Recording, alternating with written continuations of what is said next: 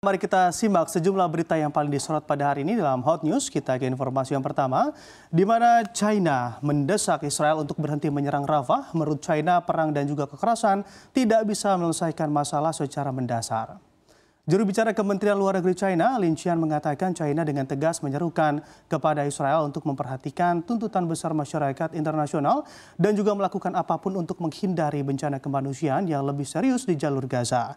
China juga menyatakan keprihatinan besar atas rencana Israel melancarkan operasi militer darat terhadap Rafah. Selasa malam Israel menggempur Rafah dengan serentetan bom. Israel bahkan mengklaim telah mengambil kendali operasional di perbatasan Rafah sisi Palestina yang melintasi antara Gaza dan juga Mesir.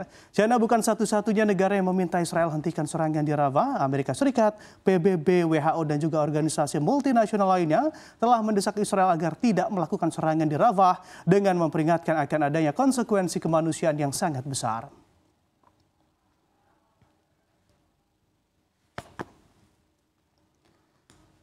Dan selanjutnya berita terpopuler dari dalam negeri atau dari negeri Paman Sam Amerika Serikat, di mana video amatir menunjukkan atau menampilkan tornado menyapu bersih gedung di Lincoln, Nebraska, Amerika Serikat saat badai mematikan melanda. Sebuah rekaman video amatir dari dashboard mobil yang dirilis Senin 6 Mei lalu menampilkan momen di mana tornado menghantam sebuah gedung dan juga menyapu bersih bangunan tersebut di Lincoln, Nebraska, Amerika Serikat saat badai mematikan melanda. Pada kejadian yang berlangsung pada 26 April lalu, terlihat mana reruntuhan bangunan jatuh menimpa sejumlah mobil yang terparkir di sebuah area parkir.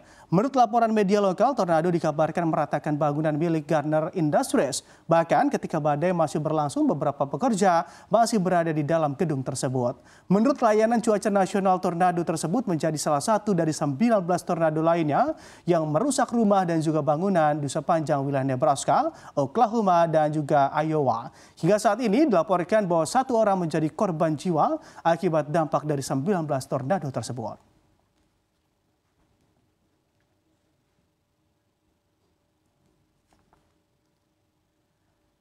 Ya, kita beralih ke informasi domestik, di mana fenomena pabrik tutup dan juga PHK massal masih terus berlanjut di Indonesia, tepatnya di wilayah Jawa Barat.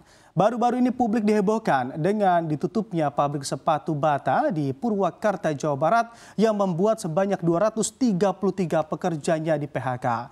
Ketua Bidang Hubungan Industrial dan Jaminan Sosial Ketenagakerjaan atau Disnaker Trans Jawa Barat, Firman Desa, dalam program Evening Up CNBC Indonesia, Selasa 7 Mei mengakui bahwa fenomena ini merupakan kelanjutan dari banyaknya pabrik di sektor padat karya yang tertutup di Provinsi Jawa Barat. Menurutnya, banyak pabrik melakukan efisiensi pasca pandemi COVID-19.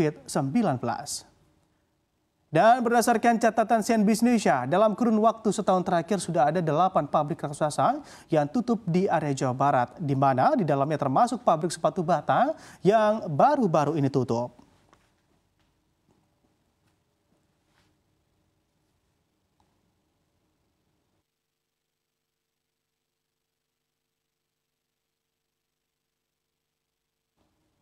Ya, media asing tiba-tiba menyoroti Ganjar Pranowo, dan ini terkait penegasannya yang tidak akan bergabung dalam pemerintahan pemenang pemilu presiden atau Pilpres 2024 Prabowo Subianto.